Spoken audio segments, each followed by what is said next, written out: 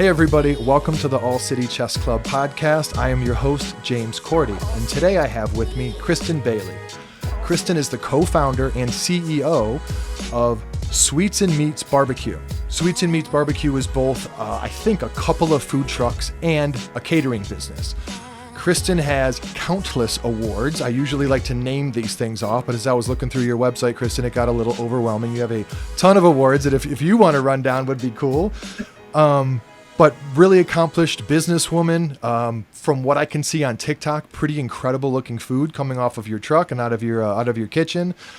A quick shout out to a mutual acquaintance, Amy Vaughn, who connected us on Facebook. So shout out to Amy. I really appreciate that. And then to go ahead and get us started here, Kristen, as I was thinking about this, and in fact, the reason I reached out and wanted to talk to you is because I feel like everyone loves food, right? And some percentage of those people who love food also think that running a food truck would be a fantastic idea. It's a cool business. I have my suspicions, though, that it's a bit more of a grind and takes a little bit more grit than the average person probably realizes. Is that an accurate thing for me to think? That's 1,000% accurate. In fact, a lot of people get into this business because they think it's really fun and that they can make their own hours and they're going to make a ton of money, but it is a lot of work. In fact, it's more work than having the restaurant, in my opinion, because there is so much preparation, setup, breakdown, Sure. all the elements you're dealing with on a day like today where it was raining all day. You're having to deal with that, and that impacts your sales. So there's just a lot that people do not think about. And, when we got into it, we started out as a tent. So I do like it better than going around and setting up a tent because you really feel the elements if the wind's blowing and your tent's blowing around. Oh gosh, yeah. Or we've been at events. One of our first food truck rallies, we were at Kings Island. We were under a 10 by 30 tent, and we kept having to move everything under the tent, out of the tent, under the tent because it was raining all day. There's just a lot. There's a lot that people do not think about. And then you've got the maintenance of the vehicles too, just like any other vehicle, like your car, your truck that you drive around. Yeah. If your engine goes down, if you need new tires, if you, have an alternator issue, your car doesn't start, like that's your business. It's not just about getting to work. It's, I can't go to this job because my car won't move or I don't have brakes or whatever the case may be. That's timely, Kristen. I just replaced my brakes on my normal vehicle this week. That did not occur to me.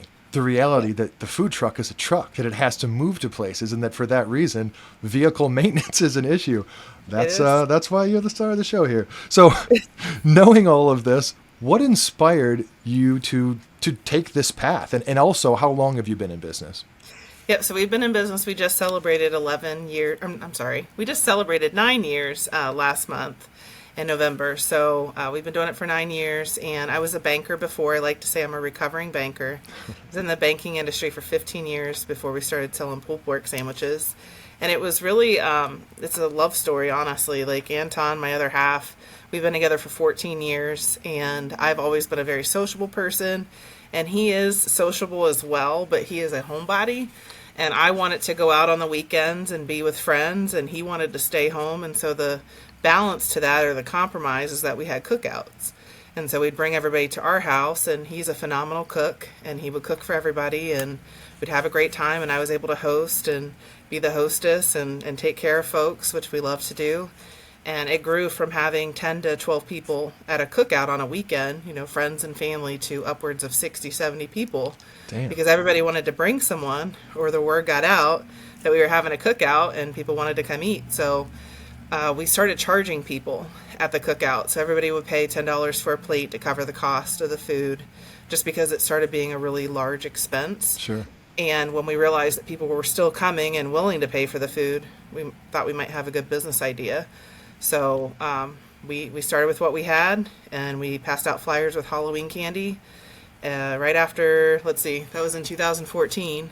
And we set up in the parking lot of the Mount Washington Creamy Whip that weekend and started selling food, and we sold out the first day. And we just kept coming back on weekends until we really kind of did it full time. Okay, so it went from overblown cookouts, right, that people were so excited about what you guys were serving that everyone wanted to bring somebody. And then you had the tent, right, where you were setting up shop here and there and selling out. I read on your website, which is fantastic, by the way. I'm a marketing person, and great websites and write copy and all that kind of stuff. And from the writing to the design, it's an excellent site. So I know a little bit of your story. Then you guys had a restaurant at some point. Talk me through the timing of kind of getting started to actually having the physical space. And then I think you actually got rid of the physical space maybe during COVID and went purely mobile. So we closed the carryout restaurant in December of 2022. Okay. And that was merely strategic. So we still have that location. We operate as a commissary now. So that's where everything's produced for the food trucks. We have 3 food trucks now. And then we also cater. We do full service catering 7 days a week, 24/7, 365. So everything is made and produced in that location. The carry out we had for 5 years. So we operated in Mount Washington, and we were very intentional about opening in Mount Washington because that's the neighborhood I grew up in, and that's where we live today. Been there for 42 years. Kind of a food desert in the sense that, we have a Kroger. I know not every neighborhood in Cincinnati has a Kroger, but we are lucky to have a Kroger. But it's always been fast food. We had Wendy's, we have Gold Star. Gold Star actually started Mount Washington, fun fact. And that was pretty much it. And then right around the same time that we opened, we had Raimundo's that opened. We also do have a Subway, and we have a Young's Chinese restaurant as well. So it's growing, and there's a Domino's and La Rosa's, but it was mostly like the chain restaurants, and there was nothing offering what we had, which we would consider barbecue or soul food, and so we felt like it was a great market for it as well. And unfortunately, with COVID, people not going out as much, especially not as much for carry out, in my opinion, when they are getting food, they're either dining in or they're ordering off of like DoorDash, Grubhub, Uber Eats. And we just simply could not do the third-party apps and still make a profit. Right. They take 30% commission out of all those sales. Yeah, I knew that. I don't think the average person knows that, but shoot. Yeah, it's a lot of money. So it was more like we looked at it as marketing. Like if we were trying to market and get new customers, Right. It made sense to do it. But to have people constantly ordering from those apps, it was not it's cost prohibitive for us. So we just didn't, quite frankly, we didn't have the sales. When we looked at our bottom line, the carryout restaurant was only pulling in 12% of our overall revenue. And we were spending the most amount of labor staffing the carryout restaurant. And so we were actually turning down guaranteed catering jobs to staff our carryout restaurant, and it was causing a lot of stress. And we're like, why, as we grow our catering business, why do we continue to do that if we're not profitable from the restaurant standpoint? So we did close the carryout. It was a very, very hard decision. It was something that I knew coming out of COVID that needed to be done, but it was an emotional attachment for me because, again, I live in Mount Washington. Something that a lot of viewers may not know is my mom helped me start the restaurant, and she's no longer here. So it was very difficult. But in hindsight, it was the best decision for our business. In the first quarter of 2023, it's the first quarter we've been profitable. We were actually up 27% in sales this year, which is phenomenal. We've had growth every year we've been in business, but we've never grown during first quarter because we're very seasonal. And it was because of the restaurant. People just weren't coming out, January through March when it's snowing outside, when it's cold, they just aren't coming out for carryout. Sure. So it was very smart for us to do, and it's enabled us to expand our catering offerings. And then we added a third food truck this year. So 2023, am I understanding correctly, 2023 was the first year you were profitable, period, or it was the first Q1 of a year you were profitable? First Q1 that we were profitable. Okay. Got it. Okay, so that's awesome. Thank you for that background. That's super interesting and helpful to understand. I like to try to kind of break the show up into 3 pieces. It's like the financial, the strategic, and then the creative. Okay. I just think that, again, for people out there who, let's be honest, there's some percentage of people out there who have what it takes to, to grind it out and go and be successful. I want them to really understand the dollars and cents that go into it. So with that in mind, again, I'd read on your website that you guys had a custom truck built. Tell me a bit about that. And if you wouldn't mind, what does that cost? And was that kind of the big initial expense in actually going like official food truck style? Yeah, so our largest expense is actually the truck I wouldn't say the largest. The first big purchase we made as a business, outside of buying like Schaefer's and warming boxes and tables and, Cambro catering boxes, was our truck that pulled the trailer that we didn't have yet. So it was, we actually bought a Nissan Titan back in 2015. And that was meant to pull the trailer that we basically said we were going to get. We were going through Mortar Cincinnati at the time, which is a business accelerator. I'm familiar and with that. And we knew we wanted to have a trailer, but we're like, we're going to need something to tow it. We also need something to deliver catering orders, because we were borrowing my mom's truck every time we had something for catering.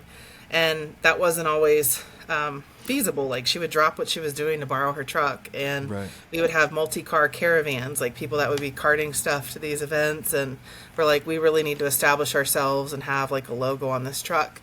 That was about $28,000 back in 2018. A truck like that now is easily $50,000 plus. Sure. The trailer itself, we bought, the base amount for that trailer was about $32,000. And that was, when I say base, we went through Southern Dimensions Trailer Group. They're actually out of Waycross, Georgia, and they build everything from the frame up. So everything's done in-house. It's a custom built trailer. All the cabinetry, electrical, plumbing, like they did everything. They built it to code for our state. So it was a very intense process. That was about $32,000. That did include the restaurant equipment, but it did not include the generator. So a trailer like that today, again, everything's like double, right? Mm-hmm. So you're talking at least $50,000 just for that base shell trailer with the equipment that we have, which is a lot of hot holding equipment, because we're a barbecue establishment, where somebody that's doing grilled food, like cheesesteaks, for example, they're going to need a flat top grill. They're going to need fryers. They're going to need propane. We don't have any of that. We don't have a hood on our trailer. So those are additional expenses that someone would have to consider. Beyond that, we had to buy the smoker. The smoker that we have on that trailer was about $7,000 installed.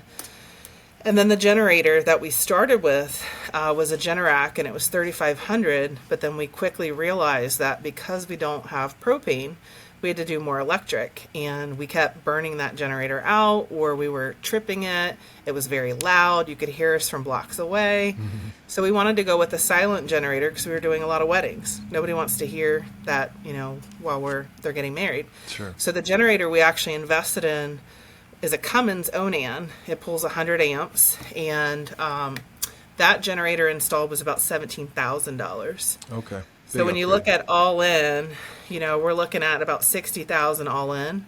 Today, something like that would be closer to $100,000. Yeah. Yeah, I was trying to do quick math in my head, even with the back in the day numbers, and it was like 28 plus 32 plus 17, and I missed something in there. It almost felt like you're already around 80 or 90, even back then prices. So why was it important to do the custom, it's funny, and there's so many things that I took for granted. When I said food truck, I wasn't thinking about the actual truck towing. What do you refer to the other part as? So the first unit we got was a trailer, so it's actually towed by a truck. And so we've actually upgraded now to an F-250 because it can pull more weight. Like the Titan was what we could afford, but we were at our max with the weight that it could pull. And so we actually upgraded to an F-250, which has a lot more horsepower, and we actually lifted it up a little bit. So the shocks and struts and everything are much better to pull that kind of load. Nice. But we have food trucks too, and those don't have to be towed. Those are all-in-one trucks that you have the equipment in as well. Correct. So why initially did you do the custom trailer? Was it about what the equipment you needed in it, or you just couldn't find something, so to speak, off the rack or buy from someone else? What went into that decision? Yep. So when we first started, the reason we went with the trailer, and I still stand by it, is that a lot of the older trucks have mechanical issues. And so we saw a lot of our peers, unfortunately, who had invested a lot of money in a food truck, and then there were days that their food truck wouldn't start, or they had some type of mechanical issue that prevented them from showing up to an event. We did not want to be one of those businesses that had that type of hindrance. We didn't want to no-show someone. We didn't want to not make it to a wedding. We didn't want to not make it to Taste Cincinnati. So we invested in a trailer because the mindset was that if there's something happens with the truck, with the truck that's towing this trailer, we can just go rent another truck. Right. So our mindset was that we just want to be reliable, and we don't want to have to deal with the mechanics, the mechanical issues that people are experiencing. So we got that trailer. In hindsight, I would have ordered a much smaller trailer. We went with a 26-foot trailer, and with the actual hitch where the generator is, it's 30 feet. That's pretty large. No doubt. Anton's the only person that can safely drive that trailer, and so it puts a lot of pressure on him, especially as our pit master as well. He might come in 2-3 o'clock in the morning to cook, and then he's got to take it to every single event. So he was coming in, cooking from 2 a.m. till 9 a.m., having to tow it to an event where he was working from 10 a.m. till midnight, having to bring it back, and driving after working a 17, 18-hour day really isn't safe. Yeah, no doubt. So that was the mindset behind the trailer. And so when you look at investing into a food truck, we ended up, our next move, we went with a food truck, but we went with like a Sprinter style food truck. And the reason for that was trailers couldn't go onto Fountain Square. And pre-COVID, Fountain Square was where all the food trucks were. That was a great way to get the name out for your business, and we couldn't do it.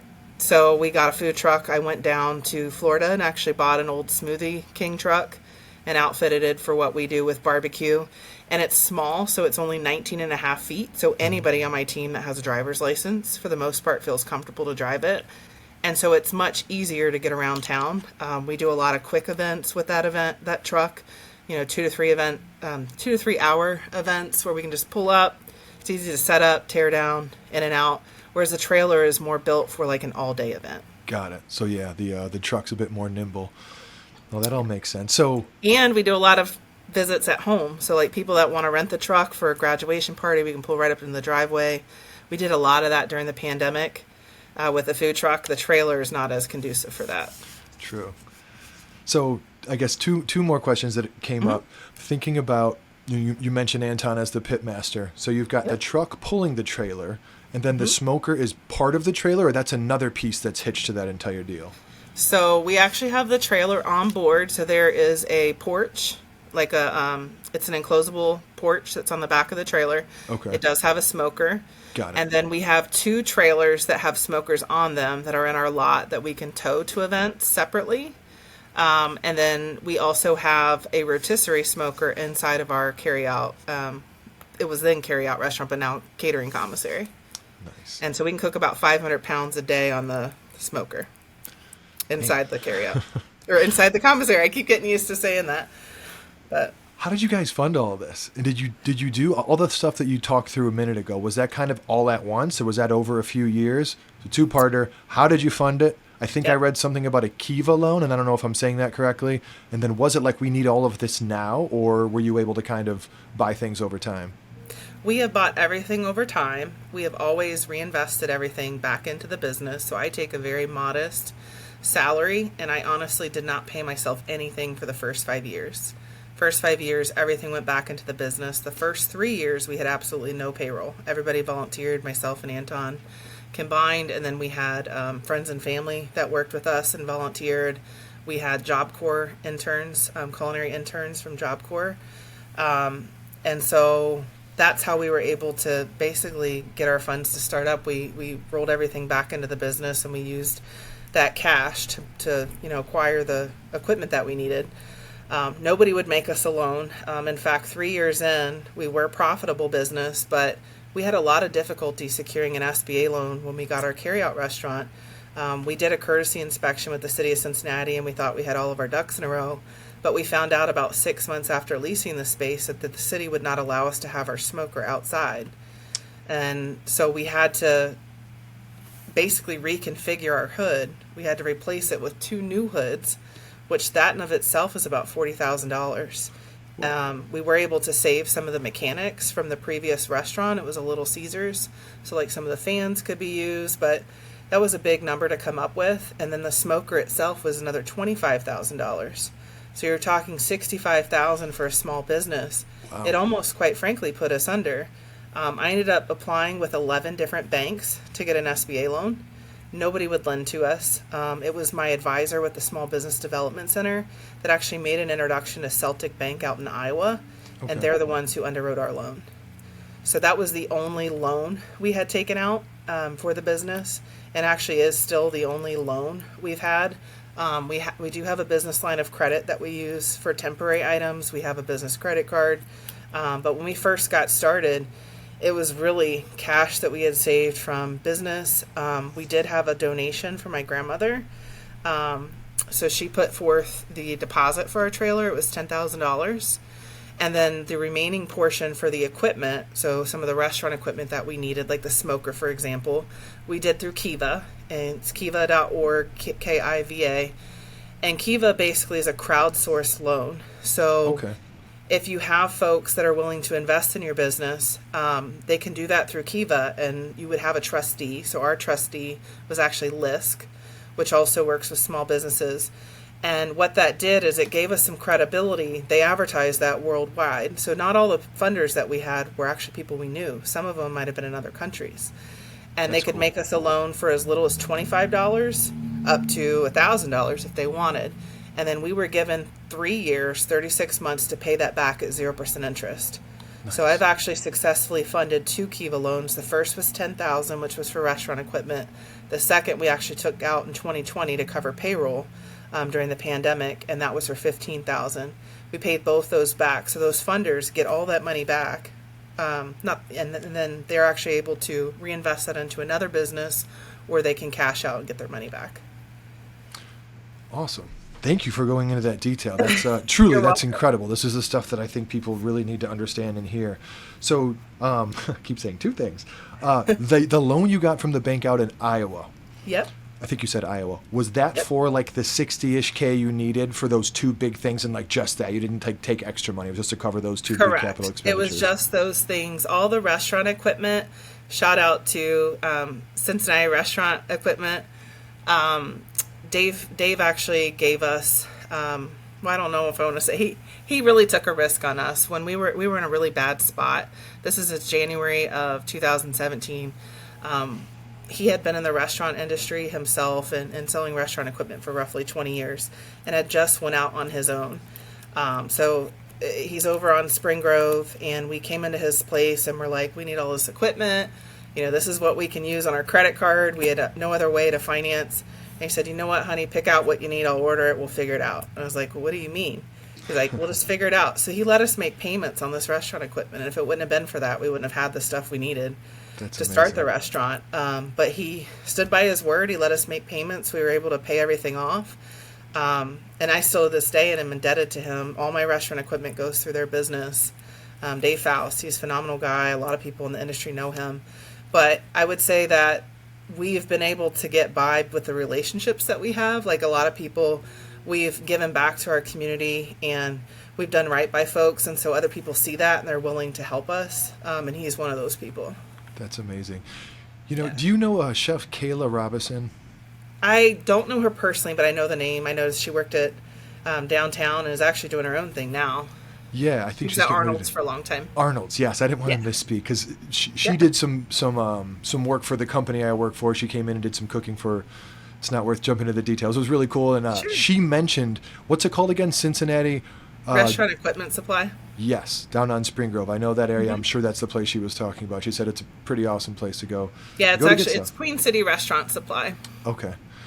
One other thing you said that I wanted to dive into, because as a aspiring entrepreneur myself, I've heard people in your position say before, for the first X amount of years, I didn't take a salary, so on and so forth, I reinvested. But what does that look like on a day-to-day basis? And what I have always assumed is, you've got business lines of credit, maybe you have business credit cards, and your expenses are just there. Or, are you living with your parents?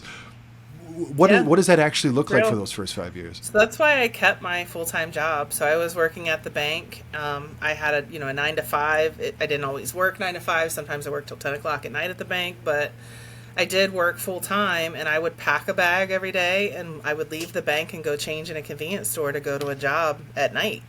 So I had a suit on during the day, and I had my sweets and meats gear in a bag, and it literally was one full-time job to the next full-time job.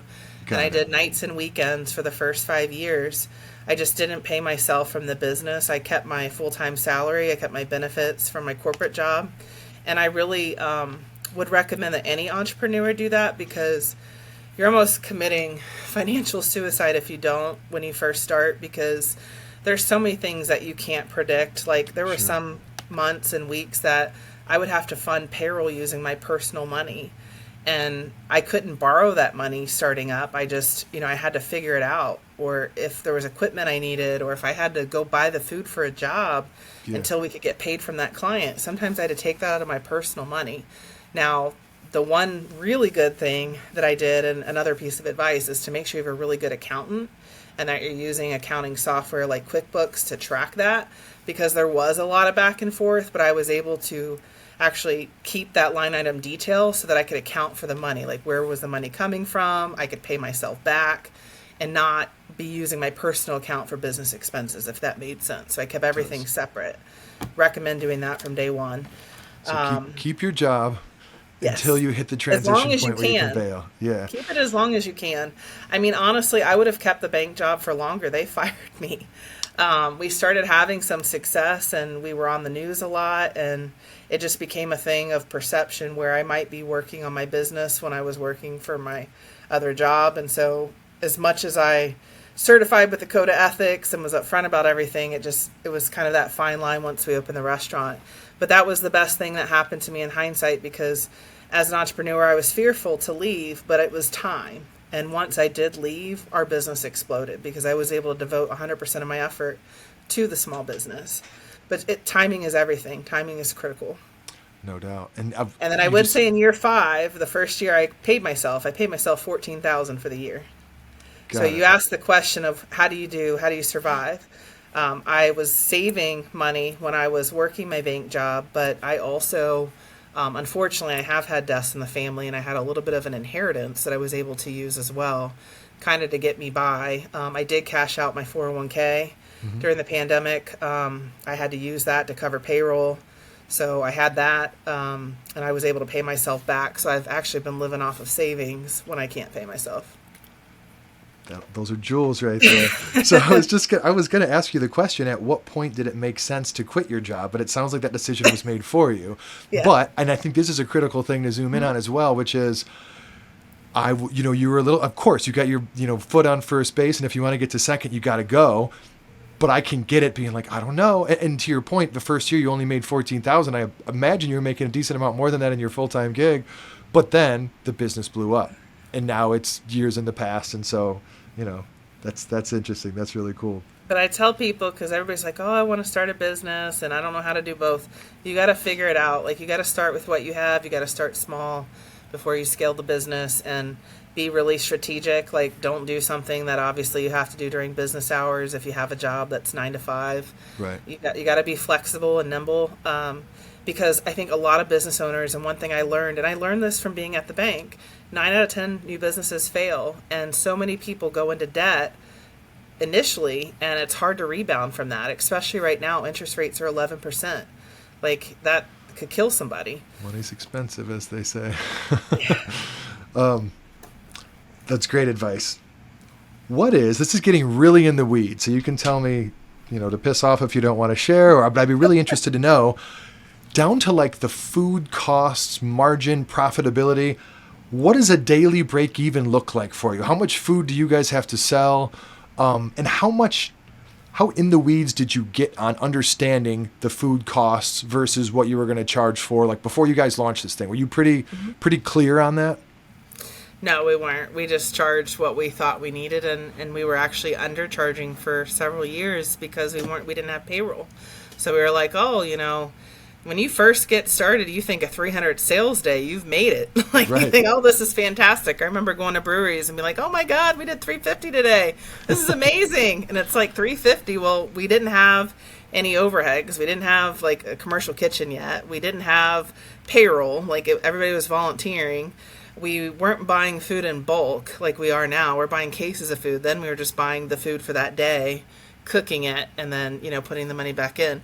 So for us, more of a break even now, we're looking at more of $1,500 for a 3-hour service, whereas back then it was a lot less. And And still $1,500 doesn't always cut it. Our smoke time is 14 to 15 hours. So Right. we're paying someone to smoke all that meat. We're paying someone to prepare that meat, to get everything seasoned and cleaned and trimmed. And then we're paying someone to go serve it.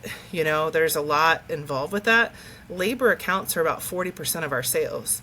So it's actually on the high side for a lot of restaurants because we're so labor intensive. Everything we make is from scratch. Sure. We've got that long smoke time. I would say margins on average for someone in the restaurant industry are about 10% profitability when you look at things. I think ours is closer to 5 to 10%.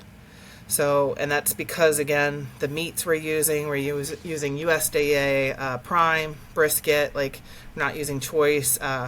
It's taking 16 hours to smoke that meat. We don't reheat the brisket, so we can repurpose it and doing like a chili or something, but a lot of our food actually gets donated to organizations like Last Mile Food Rescue. That's awesome. Whereas, some places will continue to reuse, and from a quality standpoint, we just have opted not to do that. My brother wanted to know that answer, so Kyle, that one was for you. I didn't even have to ask it.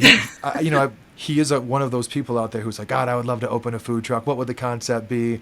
And when I text him a few days ago to say, hey, what do you want to know? One of his questions was, I want to know about food waste, which is a great question, but I didn't expect it to come from him.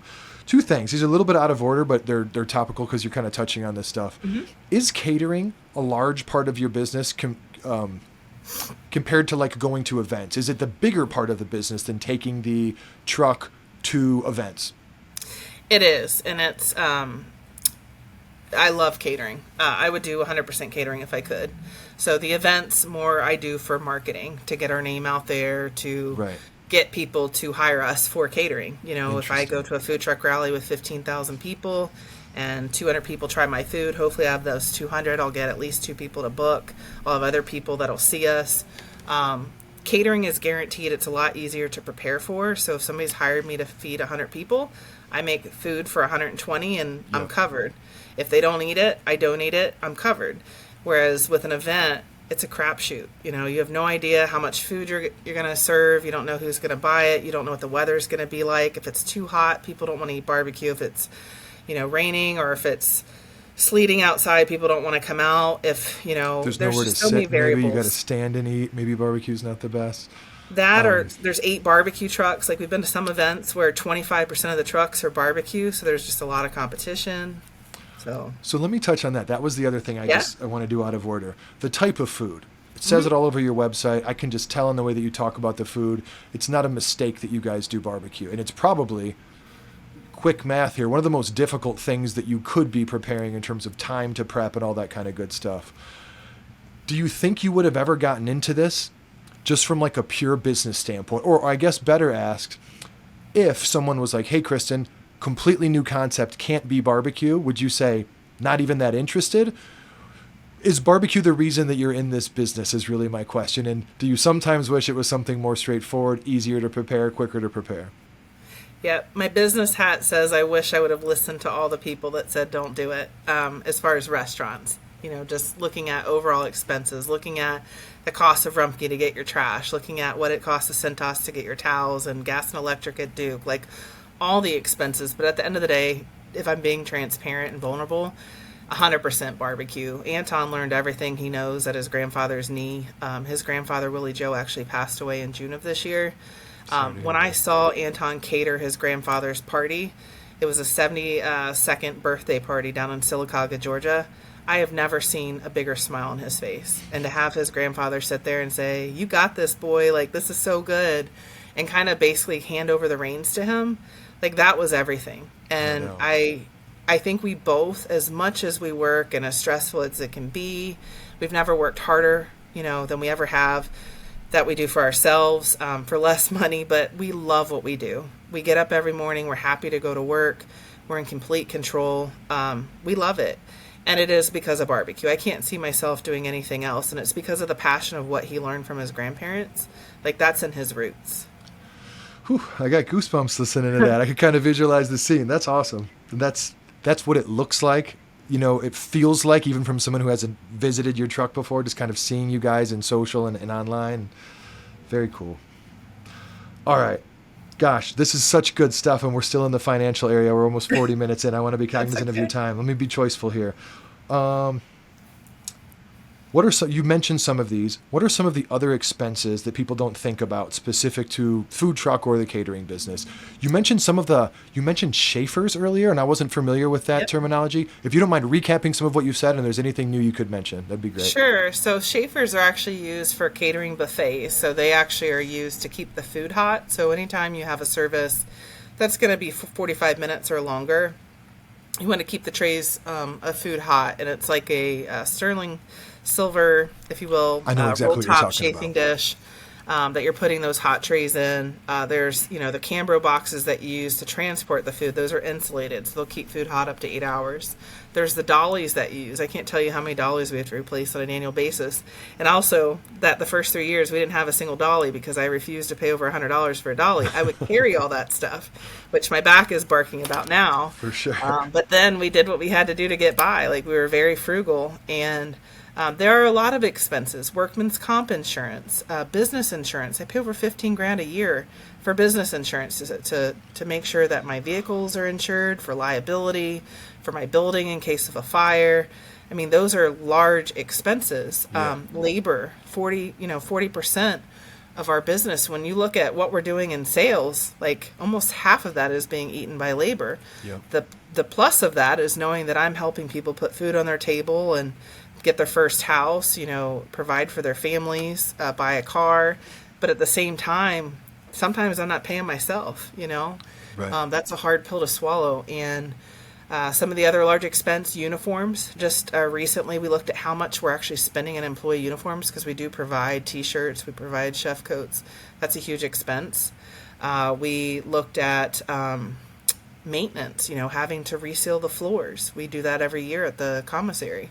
When you're having those buffed out and sealed, that's $3,000 to $4,000. Like, that's an annual expense. This year alone, we bought a new food truck. I spent $42,500 on the truck. I've spent the same thing in maintenance this Wow. year. Maintenance. I kind of bought a lemon. Didn't realize I was buying a lemon, but that was difficult. At one point they told us we had to replace the engine, and they wanted 32 grand for the engine. And that 42,000 doesn't include the engine. Oh, really? So, no. So you talk Like about big $85,000 truck. expenses. You gotta sell a lot of pulled pork sandwiches to make up for that. So there's things that people don't realize that you need. There's I'm trying to think some of the larger line item. Kristen, what do you guys bring in per year? If you don't mind sharing, I hear all of these expenses, and I'm like, legitimately, this is hundreds, Yeah. at least a couple $100,000 just in insurance and trucks and truck maintenance, and imagine if you added in labor and stuff like that, not to mention food costs. I mean, what are your costs annually Yeah. in total? Do you even have Yeah, I do. So I was a banker, so I manage all of our numbers. Of course, yeah. Very numbers driven, and that's, again, I attribute that to our success because I am constantly looking at overhead. We have an office that we pay for too. I'm actually at our office now in Hyde Park. So That's what I beyond was guessing. the commissary, we have the expense of having an office. We have the expense of each of those vehicles. We've got 2 catering vans. We've got 3 food trucks. We have the insurance for all those vehicles. We have the wraps. A wrap for a food truck's $9 grand. Just to advertise. So all those expenses. Our sales in 2023 were 1.4 million. This year we're projected to do 1.7. So we're growing. In 2019, we did 700,000. So we've doubled our business since the height of the pandemic. It's a lot of pulled pork sandwiches, to use your It phrase. is. I will tell you that every bit gets spent. I think we had 19,000 profit last year, but it's like it comes in, it goes out. Yep. But we're debt free, so I can say that about the company. We're a debt free company. I'm very, very proud of that. Weren't always debt free, but yeah. How many people are involved in the business, and what are their roles? So we have 17 employees right now. We did hire a general manager, Johnny Payne. We actually brought him on board in May of this past year, and he came on full-time permanently in August. So he was kind of working his way out of the job that he had been at for a long time to see if this was something he thought he could do for a career path. He was also our first volunteer and our first customer. Nice. So he was really good friends of Anton's, and trusted us and believes in us. So he left a job he had for 10 years in manufacturing to come work for us to help us grow. We have Nidra Lang, also a friend who worked with Anton previously at Lowe's and Home Depot. She came to work with me. She was a volunteer when we did the Kings Island Food Truck Rally back in 2015, before we had a food truck, by the way. She was in the kitchen with me until 2 a.m. in the morning, volunteering, cleaning chicken, came back at 4 a.m. after taking a shower, like no sleep. And those are the kind of people that we have kept around us. She's been with us since we started the carryout, so 6 years. She is a manager. We also have Nicole Klein, who is our catering and events manager. She's been with us for 2.5 years. We have Jacoby Payne, who is Johnny's wife. She is actually our trainer now, but she's been with us for 6 years. They both went with us down to Lexington for our first event back in 2014, so they've been with us the whole stretch as we built the business. We have Elijah Phillips, he's our food truck lead. We have Billy Vega, my operations manager that I hired last year to help me with administrative duties like booking catering jobs and managing our calendar and doing our marketing. So we've got a great crew. I could go through the whole line, and we do hire quite a bit from our community, direct community in Mount Washington, and we have a very diverse employee base. That's awesome. Thank you for breaking that down. I did not expect a lot of this. This is amazing. Quite honestly, Kristen, I'm super pumped at how much you're hitting me with. This is fantastic. Okay, so now we have a really good idea of kind of what revenue looks like. Mm-hmm. What percentage of that is catering? You said you wish it all could be. Is half of it? Is 60% of it catering? It's about 80%. Okay. 80 to 83% catering. And that's you showing up at graduations, weddings, house parties. What other kind of stuff? You're willing to pay us, we're there. So we do weddings, repast, graduation parties are huge. We do retirement parties. We do grill outs, cookouts, a lot of employee appreciation events for corporations, a lot of corporate lunches.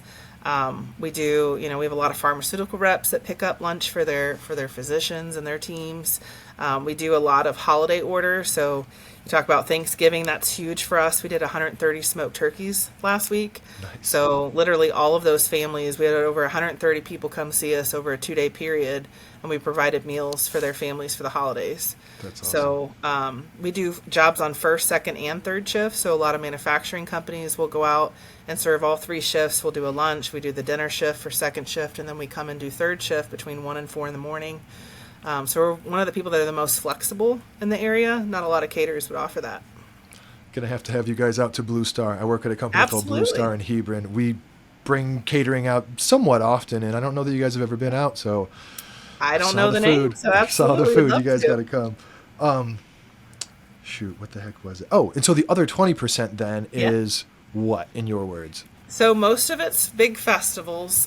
So we've started, now that we've been in business for 9 years, we cherry pick a lot of the events we do. We do apply to several throughout the year. Some of the big ones are Taste of Cincinnati. We did Oktoberfest. We do the Westchester Food Truck Rally, Loveland Food Truck Rally.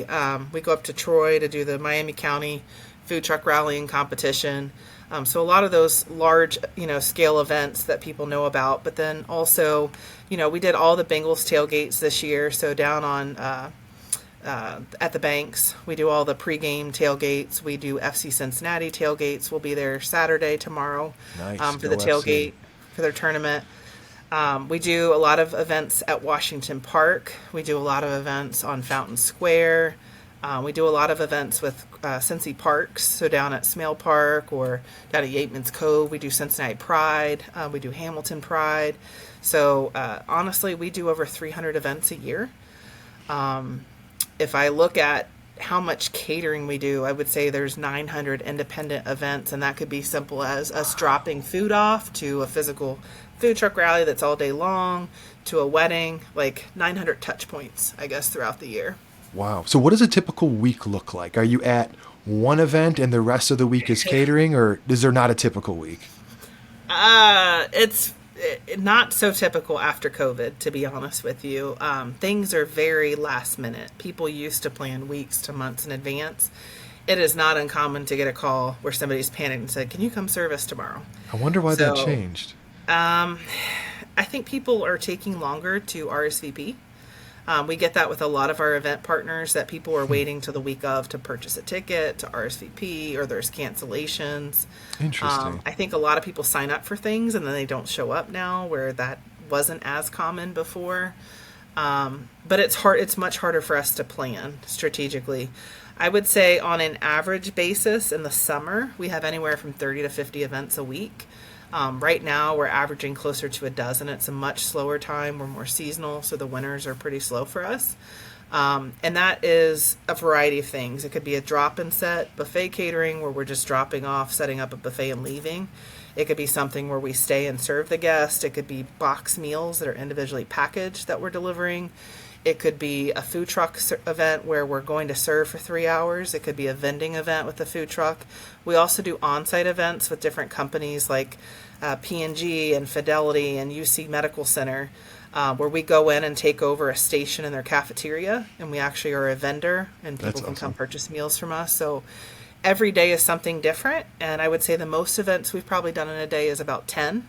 I only know that because my general manager asked me, because he's trying to consolidate our operations and make things more automated. But on average, we probably do about 3 to 5 events a day. But at the height of it, it's about 10 during busy season. What is your role as the CEO of this company? Are you ever on trucks cooking? Are you managing events along with your catering manager? What, if you can even quantify it, how do you spend your time? How does it break down?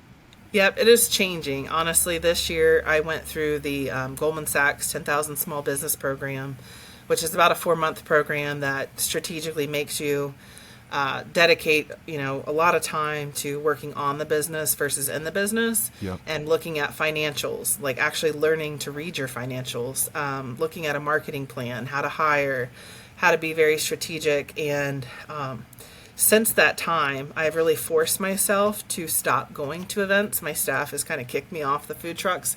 I used to be kind of the face and go to every single event. And I thought I had to do every single event. Yeah. Not that I couldn't trust my people, but you always have that question is, well, is it going to be the same? Well, it's not always going to be the same, but you have to ask yourself, is it going to be good enough? Like, these people are very capable. I have an amazing staff. And sometimes they're doing even a better job than I could have ever done. So it's really empowering the staff and delegating. I have hired someone to help me in the office. I used to do everything but cook, to answer your question.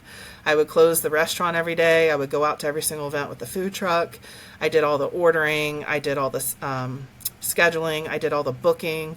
I managed our calendar. I did the accounting. I did all the banking functions, payroll. I mean, you name it, I was doing it all. Marketing.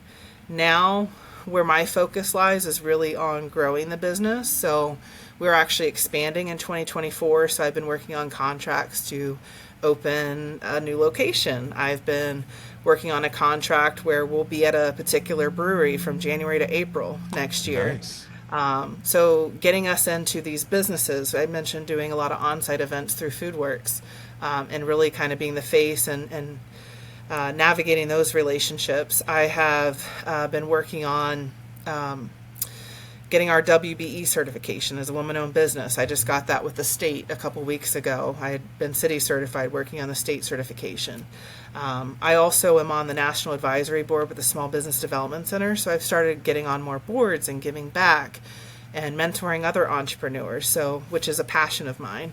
So not only am I working on my business, it's enabled me to kind of work more on my passion and the things that I think I'm really good at, which is, building relationships for the business. Like when I call a client, a repeat client, and ask them for their business, it's very different from one of my staff members calling. Sure. And I would say my success is closer to 99-100% versus they just don't have that relationship yet. So I need to be doing more of that for my small business. It hits different when the person, not necessarily just the owner, but when the person who has the passion is doing the sales. It does. It does. And, I used to feel like I had to do everything. I did the dishes, I mopped the floors, and there was a time that I had to do that. I didn't have the people to do that. I have the folks now, and I have folks that are wanting to work, that are willing to work. So awesome. I have to use them and use them where their strengths are too. So, and recognizing that. But I'm glad you asked. I still wear a lot of hats, but I am pulling back and not as visible with doing the events. I have a kitchen manager that does all the ordering. Our catering manager does all of our inventory. She is physically going out and being the buffet captain. I don't do that anymore. So it's freed me up to do a lot more things on the business. And we've grown a lot. We're not the same company anymore. So we have to operate that way. Working on the business and not in the business. I like that. I've heard it before, but that's critical. I'm a marketing manager. I have a team of 12 or 13 people, but I have a lot of what you just described in me, which is if I want this thing done, I have to do it. Even though I have people that can do it, that are capable people, and it just letting go sometimes is really tricky. And I think I just need people to keep saying this to me until I can actually act on it. So I appreciate it. I will tell you, I want to share with you, especially because Amy put this together, Amy who referred me to you. She put together a women's retreat the first weekend in November, and I am somebody that has really self-sacrificed as we built the business. Like, I've worked consistently 90 hours a week, 7 days a week since I started, and a lot of times at my own detriment. And I wouldn't change it because I love my business and it's enabled us to get to where we are. But I am realizing for my own health and sanity, I need to have more of a balance. So she planned this women's retreat, and it was actually the same weekend as the largest wedding we've ever done. Oh, God. And so people were panicking, and they're like, are you still able to go? And I'm like, my staff has it. I didn't get a single phone call while I was away at that retreat. Like, that's we had a big leap. Major wedding, we had fundraisers. I mean, it was incredible, but it was the first time I was really able to step away and be like, you know what, they've got it. And it was the biggest wedding you've done, so it was like really ripping the Band-Aid off. Yeah, and that retreat was incredible for me. So that's fantastic. Hey, on the food prep side, you mentioned earlier, you're like, I can turn brisket into a chili, but I'm not reserving it as brisket after a certain period of time. So, I mean, you guys are in business damn near every day from what I can tell. So are people, is Anton or whomever else going to wake up this morning at 3 o'clock and start cooking? Is that the way it works? Yep, my pitmaster's bedtime is 8 o'clock. 4 minutes, he's going to be lights out, and he'll be at the commissary at 3 o'clock in the morning. So meat was put on today. I literally, just before this call at 6:59, I got a call from somebody saying they were putting the meat on the smoker. It'll be ready to either wrap or take off or add additional proteins when he comes in at 3, and it's a whole process. We have folks that come in at 3, people that come in at 5, 6 a.m., our prep cooks that are helping to finish the meat, and then also make our homemade sides. To typically the folks who are going out to serve at events are coming around 8:30, 9 o'clock in the morning, and it goes from there. Yeah, I was going to ask. Like I said, I was on your TikTok just earlier, and I saw like the greens and the mac and cheese and all of that. Yeah. So that's made daily as well. Daily. Everything's made fresh daily, every morning. That's fantastic. Okay. I want to get in now to the creative section. Everything that's not served is either repackaged for the client to keep, or we basically label it up for Last Mile Food Rescue. They have volunteers that come out and pick it up. They'll pick it up daily, weekly, whatever that. It depends on what we have. And then we also make drops down at Shelter House, which is a men's shelter downtown. That's awesome. That's got to feel good, to do what you love, but then also be able to help people not only with employment, but with hunger. And that's really awesome. Definitely. Okay. We hate food waste. Yeah, not only financially, but just the fact that, as Americans, like half of our food goes to waste, and it's just, there's so many people that are deserving and are hungry, and more restaurants stepped up, it would be great. Heck yeah, it would. Okay, so I think you already told me. Could you ever see it? You're all in on this, but just theoretically, could you see yourself running a different concept food truck? And if you were, let me put it this way. If you were going to advise me, and for the record, I am not planning on starting a food truck, although I think it's an awesome business. My wife is the cook, not me at all. Although I guess I could be the marketing guy. What would you do? What concepts stand out to you as just strategically smart as it goes to mobile food businesses? Jokingly, I always tell Anton, I said we should have opened a food truck that did fried chicken tenders and French fries. No doubt. Like, when you look at some of these chicken joints, it's gosh, 4 or 5 menu items, and it's so easy to manage, and it's quick and easy. There's not a lot of labor involved. The hardest thing is really cleaning out the fryers, that fryer oil. And fryer oil did go up for a while. Chicken went up for a while, but we are in a very labor-intensive and costly industry as a barbecue caterer. Heck yeah. Hey, I forgot to ask, when you're at events, is there any, so you're cooking meats, you're cooking sides, morning of, day before, what have you, is there any prep actually happening on the truck? So yeah, so it depends on what type of event we're at. A lot of times they're finishing off desserts. They might be making barbecue sauce, but for the most part, we are hot holding. The only thing that we're really making on the food truck would be some of those cold items. And the reason being for that is we're a high volume food truck. We can serve 300 people in an hour. Wow. There's just not time to do that in between Sure. in that type of space to be making, preparation. It just slows us down. No, that makes total And sense. it's such a long time frame to cook our food. So it's a blessing and a curse. It's nice. I mentioned like the chicken tender and the fry folks, right? They're only as quick to serve as what they can produce. You've got to have several fryers, big fryers, to be able to manage a 300 person event. Whereas we're slinging. We're slinging barbecue. We got people coming to the window. So we're able to get them in and out. Our line moves quick. A lot of times people think we're not busy, but it's just because we're able to turn really quickly. That is an interesting thing to think about, which is how many people you can serve it in what kind of time. Because the benefit of the, chicken tenders and French fry people is they're not going to bed at 8 p.m. and waking up at 3 a.m., but they're not moving food as quickly either, which caps their profitability. Can you spill the beans on the brewery you're going to be set up shop, or is that not a finalized contract yet? December 11th.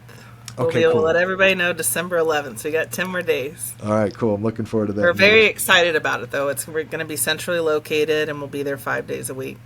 Ooh, she dropped a clue. That's amazing. I'm excited for that. Okay, tell me a little bit about social media. Do you manage it? Do you have someone that manages it? What are you guys trying to achieve through social? What are your goals, so to speak? Yep, so I do manage our social media. I have enlisted the help of our operations manager, Billy, most recently, who has been doing a lot of more strategy with doing a marketing calendar. Before, it was just like I would just dump when I had time. I'd make like 3 or 4 posts. I know that that's not really the way to do it, but I was just doing it when I had time. She is actually planning a whole calendar where she's looking at what times are the best times to make the post. She's designing things in Canva. She's really making sure that we're highlighting a partnership or highlighting an employee or doing a food post or doing an offer. Like, it's not the same thing all the time. So we are being a lot more strategic. It took us 9 years to get to that level. But I will say the one thing I'm really proud of is we've always been very transparent. I think a lot of people have enjoyed following us because we've shared our journey. Like, we've been very open about what we've done, our struggles, and also the things that we're celebrating on our pages. So it has our voice. So it's actually me that's the one making the post, and most people know that it's Kristen kind of behind the computer. But I'd say the biggest page for us has been our Facebook page, and I would say next to that is the Instagram. Nice. Yeah, I've said it 3 times now that I checked you out on TikTok. I like your We're trying to grow the TikTok. The 90s and 2000s hip hop and R&B is right up my alley, so keep it up. You guys are doing a really good job on TikTok. Thank you. Is social the main? You already mentioned earlier that events are a big piece. You do events to market so that hundreds of people can learn about you and then hire you to do catering. Would you say that is your number one marketing channel for new business, so to speak? And how does social weigh into that? Do you often find people who contact you guys because they discovered you on Facebook or Instagram or whatever? I would say it's mostly the events. And then also every time we cater an event, if we go to a company like a P&G, for example, and we cater for 100 guests, somebody inevitably has a child that's getting married or has a birthday party coming up. And if we're marketing ourselves and they've enjoyed the food, we get calls. Weddings are great for marketing because typically a wedding's going to have anywhere from 100 to 200 people. I can't tell you, there was one wedding that I booked 3 other weddings from that wedding. And they were all in the same age range. They were all newly engaged. They loved the food. They said, this is easy. And they all booked us. We had a family that we actually catered their wedding, a funeral, and a graduation party all in the same week. Same family. In a week? In 1 week. Oh my now, it was gosh. the same family. Some of them were distant relatives. One was for a couple, and their aunt and uncle actually booked us for the graduation party, and then they unfortunately had somebody pass in the same week, and so we did the repast. Now, we didn't serve the same menu, but, it happens that way sometimes. So we're always cognizant of that. That's why we always make sure we don't cut any corners and make sure that we have great food quality, because we're always advertising ourselves. Anytime somebody has our food, you never know what they have coming up, any type of special celebration. 100%. The other thing that's been really good for us too is media with the news. We do a lot of news segments, like a lot of food demonstrations with Local 12 or Fox 19. And even if as I Google, we're actually in the process of redoing our website right now. I've had my daughter actually looking for past articles and past news segments. There's so many that we've done over the years. And people remember that. They're like, I've seen you on the news. So how do you make that happen? Do you reach out to them? Do you have like a PR agent that reaches out to the news channels? It was actually me. I've been hungry the whole time, and I don't mean like hungry for food, but just, I know what you mean. like I will not take no for an answer. And so I remember the first time we got on Fox 19, it was actually for Thanksgiving, and gosh, I want to say 2015. Rob from Fox 19, I emailed him directly because I wasn't getting anywhere with the news desk or the news producer. And so I just emailed him directly. I'm like, look, dude, I know you like barbecue. And I sent him pictures and I said, Thanksgiving's coming up. We're going to be smoking turkeys. I'd love to do a segment with you. And we did it and we rocked it and he loved it. And so I always make connections every time I do go to the news stations. I make sure I bring plenty of food to serve all of the employees there. We leave everything behind so that they have a good meal. I make friends with the morning producers and make sure I get rebooked before I leave. So that would say the biggest tip is to get rebooked. Don't just leave. Make sure you get rebooked before you leave. I'm glad you zoomed in on that. That's another jewel right there. Do you guys bring, so when you're at a large event, a wedding or a graduation or whatnot where there's hundreds of people, are you bringing like flyers or collateral with you that you leave on tables and stuff like that? Okay, you're not just relying on people like seeing the number on the side of the truck or something like that. Yep. So shout out to our interns, Gabe and Nathan. They're at Highlands down in Northern Kentucky. So they've been working on a marketing kit. So we actually put a marketing kit together in Ziploc bags where we've got menus, we've got our table tents, we've got business cards, we've got some giveaways in each of those marketing kits. And so every time one of our staff goes out to deliver a catering, they're taking one of those for the event organizer. So they're either putting table tents out on the buffet or they're making sure the event organizer has our business cards and our menus, because we know inevitably somebody's going to say, where's this from? And then they can share with them that information. We have not always been good about that. That is something that my operations manager, I'm very laser focused, and sometimes it's nice to have somebody with, a holistic view that can come in a different set of eyes. Sure. She's been the one kind of paying me saying, look, we got to do a better job marketing. Like she'll go to a food truck rally and see us, and sometimes we don't even have a sign out, which it's not because we don't want to have the sign, but maybe something happened. And she's like, all these other food trucks, they've got decor out and they've got hay out with pumpkins and it's all decorated. Like, why don't we do that? And I'm like, you know what? Why don't we do that? So right. It's somebody nice else go do it for me. Yeah. I'm like, you do it. Oh, that's fantastic. Is there a community of food truck owners, either online or in person, that you participate in? Yes. So we've been part of the Cincinnati Food Truck Association since we got the trailer in 2016. We have 82 members now, I believe. Okay. And that Food Truck Association started in 2013. It's the longest standing food truck association in Cincinnati. So they do help us with navigating, like there's a new zoning law that just passed in downtown Cincinnati where food trucks can't be more than 100 feet away from other restaurants. Huh. And so they communicated that information to us, but they're also trying to get a meeting with City Hall because none of that information was shared with us before the zoning rule got passed. So it was kind of like, wait a minute, you didn't even talk to food truck people, or like there's things like that they really advocate, or like working with the Board of Health, or like every spring we do like a 1-day licensing day where the food truck, all the food trucks can make an appointment with the fire department to get their inspections, make an appointment with the Board of Health to get their inspection, and have everything done in one day. So they help with leads. A lot of people can contact the Food Truck Association if they're wanting to book food trucks for their event. We get leads from them. The camaraderie. I mean, I highly recommend if somebody has a mobile business to join a local food truck association. Thank you. Strong shout out. Love it. CFTA proud. Heck yeah. What didn't I ask that I should ask that would be good advice for someone considering, this type of business? So considering a food truck? Correct. Not necessarily specific to barbecue. So definitely get the food truck inspected before you buy it. I think I shared my experience, but I am a very trusting person, and I thought I did my due diligence in vetting the people I was buying the truck from. I did have an inspection done once I got back, but I think beyond checking out the equipment is really making sure you have the right vendors, because a lot of the reason I had such a large expense when I first got that truck is I was taking it to a place that was recommended to me, and they may not have completely done right by me, if that makes sense. Sure. I do have the right vendor now. I'm taking it to Weir's down in Florence, Kentucky.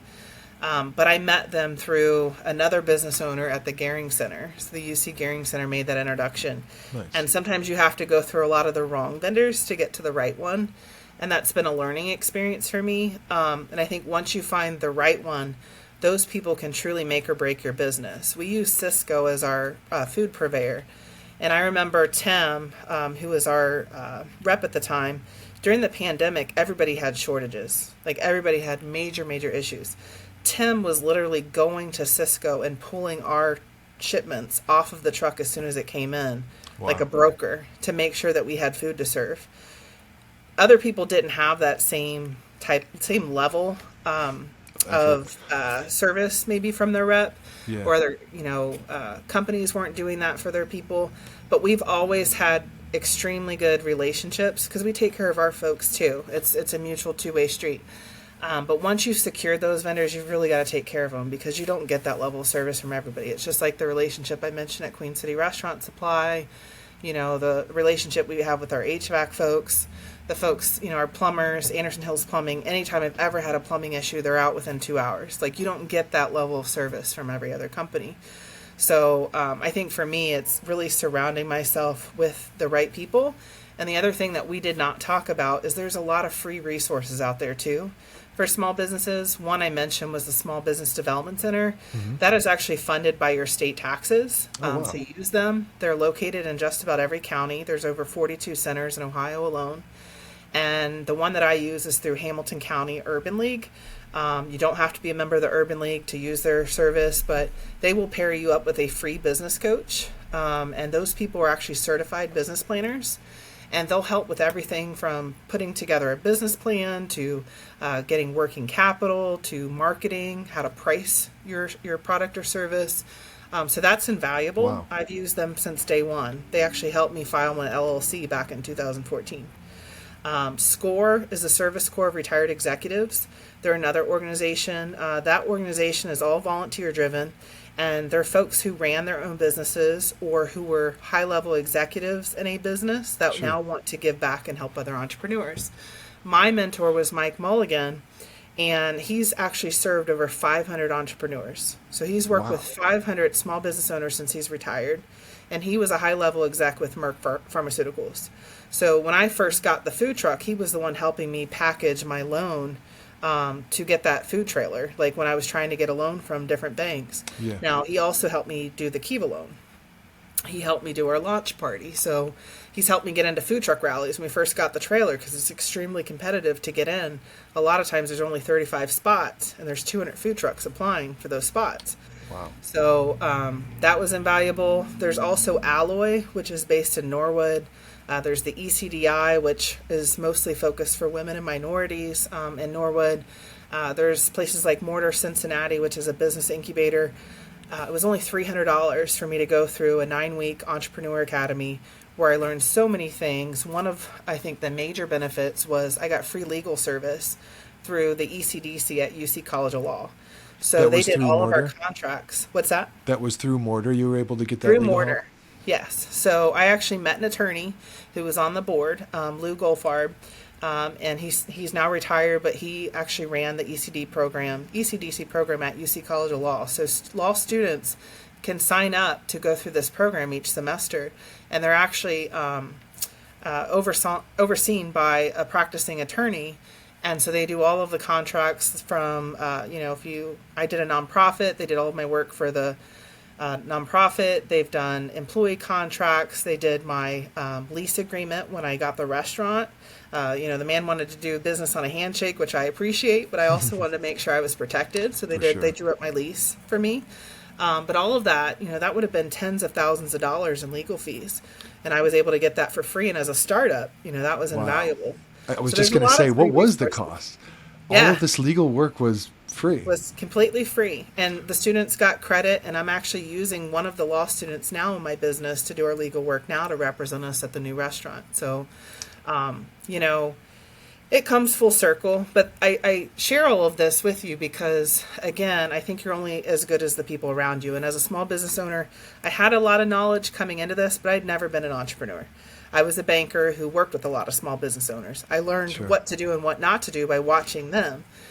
But you need an advisor, and it can be a very, very lonely world. So it's nice to surround yourself with not only like-minded people I met like Amy through the Goldman Sachs program, other entrepreneurs who really get us, but also industry experts, people that I can lean on to really look at my business, support me. I can call them anytime, and they're there.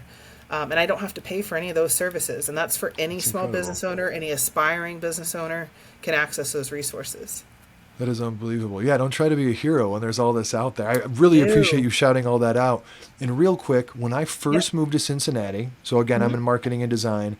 Yeah. I forget who it was. There was an organization, a local, they placed creatives and businesses, and I met, and I always butcher his name, but I believe he goes by Alan Woods Yeah. from Mortar.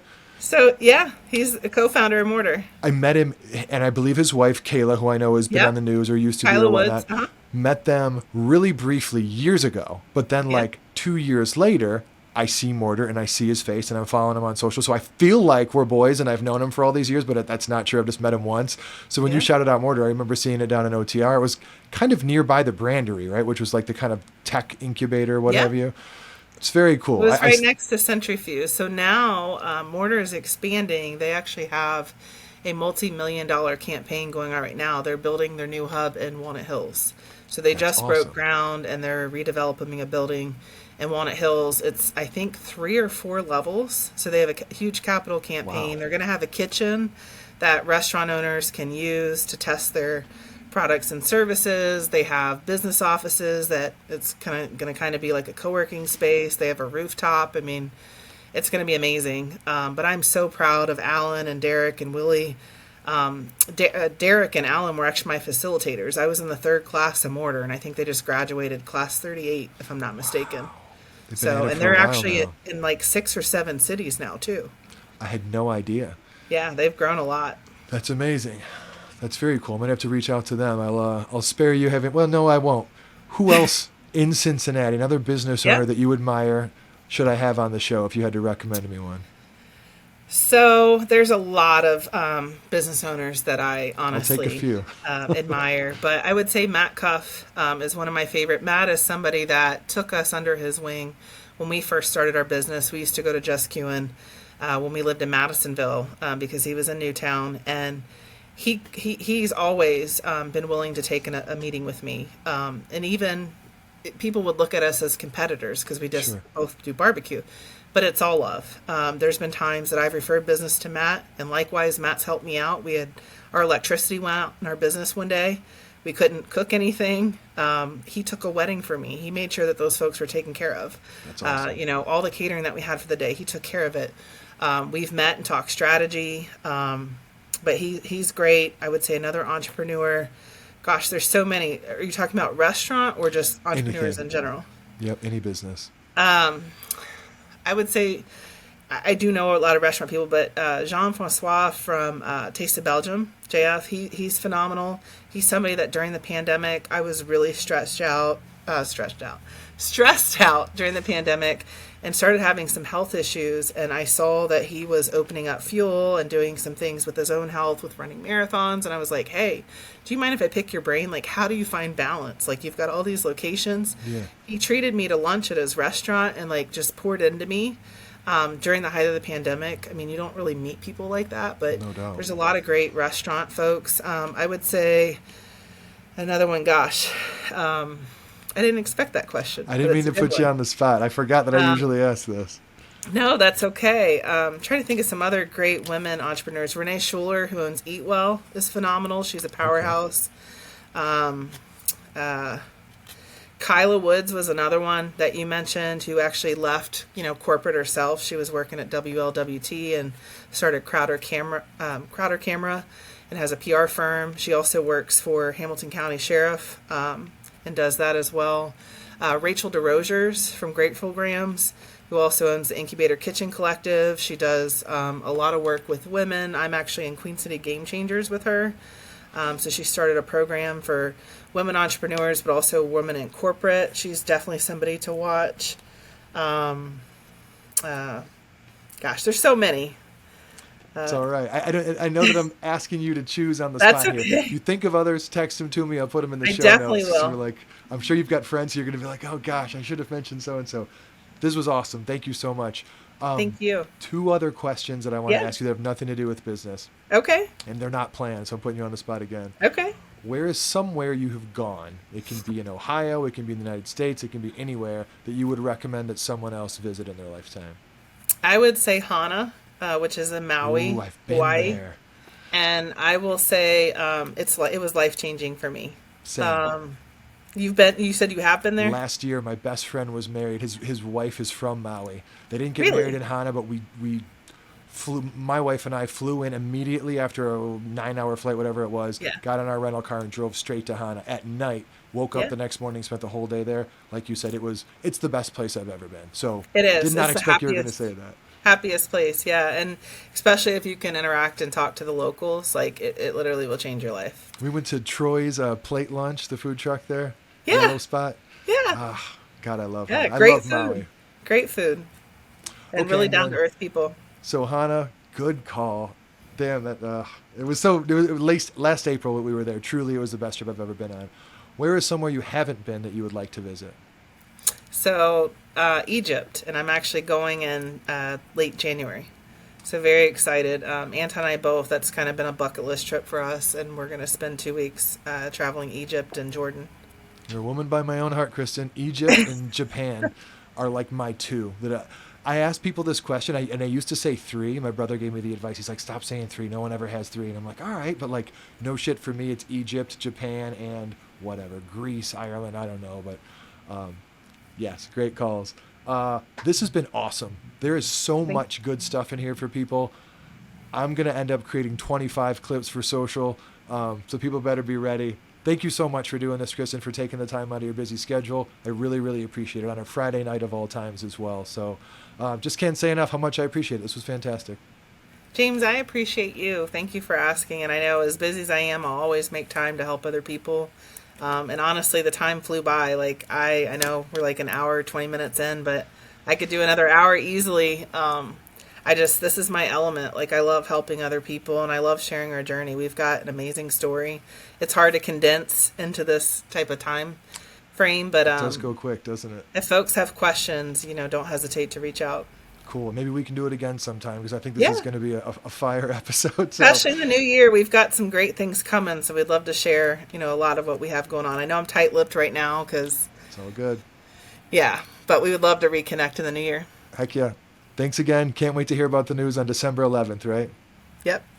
All right. Have a good one, Kristen. And I'll we talk to you do have a later. launch party coming Ooh. up, December 20th. So I didn't mention that, but we were actually featured on the show Startup on PBS. Oh, nice. So we're part of season 11, episode 5. We will actually air that at OTR Stillhouse. We're having a party on December 20th at 6 p.m. And so you can check out information on social media to get tickets for that. All right, cool. Maybe I'll have to come hang out. Yeah, you should. I'll send you an invite. Thanks, Kristen. I'll talk to you later on.